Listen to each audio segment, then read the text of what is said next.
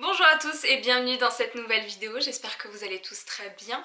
Comme vous l'aurez vu dans le titre, aujourd'hui on va parler de chirurgie esthétique à l'âge de 14 ans, donc ce n'est pas une rhinoplastie ni une augmentation mammaire comme on peut le voir très souvent sur YouTube, mais aujourd'hui je vais vous parler de l'autoplastie. C'est une opération que l'on fait généralement pour les personnes qui ont les oreilles décollées. Donc si cette vidéo vous intéresse, je vous laisse avec la suite. Alors pour commencer, j'ai subi effectivement des critiques de la part de mes camarades du collège, enfin du début du collège jusqu'à la fin du collège.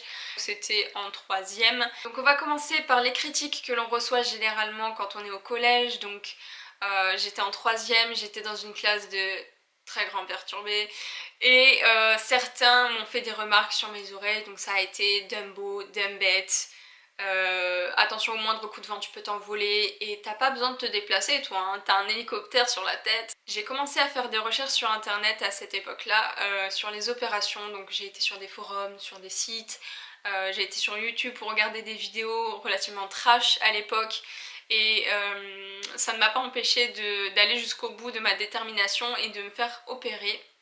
Donc j'ai commencé à faire un tas d'arguments dans ma tête pour expliquer à mes parents quelle était la raison pour laquelle je voulais faire une chirurgie esthétique au niveau de mes oreilles décollées. Donc les arguments ont été que je subissais trop de moqueries et que ça me dérangeait fortement et que je n'avais pas à subir ça toute ma vie, que j'avais un petit peu d'argent sur mon compte en banque à l'époque, donc voilà, c'était un plus aussi, ils n'avaient pas avancé d'argent et que c'était complètement remboursé jusqu'à 14 ans, donc j'avais 14 ans, au-delà de 14 ans en fait, l'opération n'est plus remboursée, voilà. Donc mes parents ont été d'accord, à ma grande surprise, et la condition c'était qu'il fallait pas que je fasse de chirurgie plus tard sur mon corps. J'avais droit qu'à un joker en fait, et c'était celui-là, donc j'ai dit ok, j'accepte le deal. Et je n'ai jamais refait de chirurgie esthétique. Pour le coup, mes parents m'ont aidé à trouver un ORL. On a trouvé un très bon ORL dans la région où j'habitais à l'époque, qui est très professionnel et beaucoup de personnes vont chez lui et je vois beaucoup de très très bons résultats. Donc ça me conforte dans l'idée que j'ai été chez la bonne personne, mais je ne souhaite pas dire son nom personnellement. Voilà, je trouve ça un peu déplacé de dire ça en vidéo. Voilà, un qui avait plutôt bonne réputation, hein, c'est toujours mieux. Faites bien attention à ça. Faites attention aussi aux frais d'honoraires parce que chaque consultation était de 45 € et c'est pas compris dans le prix initial de l'opération qui est de 700 € à l'époque, c'était en 2009. L'opération était de 700 €. Donc l'ORL me dit que oui, effectivement, j'ai les oreilles décollées. En même temps, j'ai envie de te dire envoyer que ça. Et on pose une date en fait, donc ce sera le 21 octobre 2009 que je ferai cette opération. J'étais donc en troisième et j'avais 14 ans. Donc j'avais des rendez-vous, enfin j'avais un rendez-vous avec un anesthésiste une semaine avant l'opération pour vérifier les antécédents, si j'ai pas d'allergie, etc. Et vient le 21 octobre 2009 où je me fais opérer. Donc déjà je loupe une journée de cours, ce qui est plutôt pas mal. Je vais à l'hôpital accompagnée de ma tante et de ma grand-mère qui étaient disponibles pour moi ce jour-là. Voilà, j'étais petite, hein, j'avais besoin de personnes autour de moi pour m'entourer. Et on commence à me poser une crème anesthésiante au niveau de la peau du dessus de la main. Je sais plus comment on dit, c'est à crin. Et on me met un pansement, donc du coup sur les deux mains. Et je comprenais pas trop pourquoi, je comprendrai plus tard. Donc juste avant en fait j'ai fait une douche de scrub et de bétadine, donc il faut bien laver les oreilles, etc. C'est super important, hein, c'est un petit peu là où on va venir vous trifouiller. Donc le brancardier arrive, je suis toute apprêtée, la Charlotte, l'habit avec les fesses à l'air, super. Et on m'emmène au bloc opératoire jusqu'à ce qu'on me dise qu'en fait l'anesthésiste est en retard, il est en pause déjeuner. Voilà, donc je vais attendre une demi-heure, trois quarts d'heure dans le froid, dans un bloc opératoire super glauque. On me met une couverture, voilà, donc j'avais la poitrine à moitié à l'air, super. Il arrive, j'avais les spotlights du bloc opératoire sur moi et il me sort une aiguille comme ça, qui va me mettre là. C'est super, ça fait pas du tout flipper, on aurait dit une aiguille de péridurale. Voilà, donc il me pique le dessus de la main.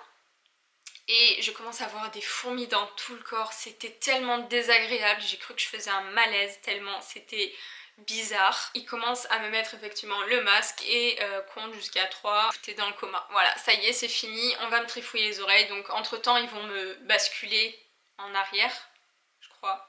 Je crois qu'on m'a expliqué qu'on allait me basculer en arrière. Donc voilà, entre temps eux ils font ce qu'ils ont à faire et je me réveille dans une salle de réveil et ça y est. Le fléau est fini, j'ai un bandage j'ai tout le tour de la tête en fait jusqu'au front en fait bandé et je vais garder ça pendant une nuit je crois et je vais sortir le lendemain matin.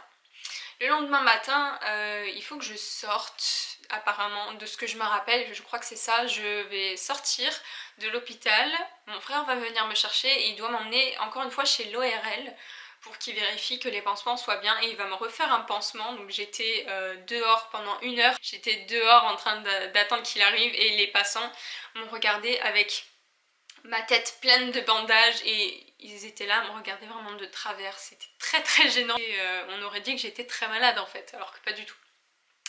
Je me retrouve donc chez l'ORL qui va regarder mes oreilles, etc. Tout va bien, tout s'est bien passé pour lui. Il a été vraiment adorable, il a vraiment suivi mon dossier de très près. Donc le temps passe, moi j'ai des soins à faire, ma tante qui est infirmière et qui m'a accompagnée pour cette opération va venir me faire des soins. Donc vous avez des compresses stériles à passer derrière l'oreille avec du sérum Phi et de la bétadine et vous avez des petites pipettes de corps gras à appliquer derrière vos oreilles puisque c'est une zone non aérée. Et je vais devoir mettre un bandage pendant quelques temps, pendant 2 semaines, 3 semaines. J'ai gardé ce bandage pour aller à l'école, c'était pas du tout à la mode et on se foutait encore de ma gueule, voilà, hein. Je vis une vie de merde à ce moment-là, clairement. Là, encore une fois, j'ai reçu des commentaires très désobligeants, hein, je dirais, par rapport à cette mode que je m'étais affligée. Mais bref, aussi autre chose, c'est que quand vous dormez après cette opération, vous devez dormir la tête en fait complètement posée à plat. Et ma petite technique, c'est en fait vous pouvez pas dormir sur vos oreilles, c'est pas possible. Ma technique c'était de dormir en fait sur cette partie du bras et là en fait c'est juste vide et c'est là où il y a votre oreille. Donc vous pouvez dormir comme ça, c'était une super technique. Voilà, si vous faites cette opération, je vous la recommande. Il m'enlève les points, bien évidemment, j'avais des points donc je vais vous montrer à ce niveau là. Ça se voit plus et derrière... Voilà, j'ai trop de cheveux derrière là. Donc en fait on m'a juste enlevé un V de peau pour la rattraper un petit peu en arrière et la coller un petit peu plus au niveau de la peau du crâne. Donc l'oreille n'est pas au contact de la peau du crâne directement, mais elle est relativement à fleur de peau comme on dit. Je vais vous montrer, je vais en profiter pour vous montrer un petit peu aujourd'hui l'état de mes oreilles, comment elles sont. Donc voilà, elles sont pas... celle-ci elle est pas du tout parfaite, hein. On voit qu'elle est trop collée à cet endroit là. Et d'ailleurs je le sens derrière, je sens qu'elle est trop rapprochée mais c'est pas grave. Pour moi l'essentiel c'est que voilà ça fasse pas ça quoi. À l'époque, sans vous mentir, je vais essayer de bien regarder le retour, j'avais les oreilles comme ça. C'est pas du tout glamour. Aujourd'hui je le vis très bien d'avoir fait cette opération, je suis super contente de l'avoir fait. Si je peux vous recommander de le faire parce que vous avez un mal-être immense, je vous le recommande. Faites juste attention à bien chercher votre chirurgien ORL. C'est super important qu'il soit compétent et qu'il fasse du beau travail puisque vous aurez ces oreilles-là à vie, évidemment. Donc choisissez bien votre chirurgien et dans n'importe quel autre domaine d'ailleurs. Voilà, donc pour la petite histoire de mon autoplastie à 14 ans. J'espère que cette vidéo vous aura plu, n'hésitez pas à la liker, n'hésitez pas à vous abonner. Je vous dis à très bientôt dans une prochaine vidéo, ciao!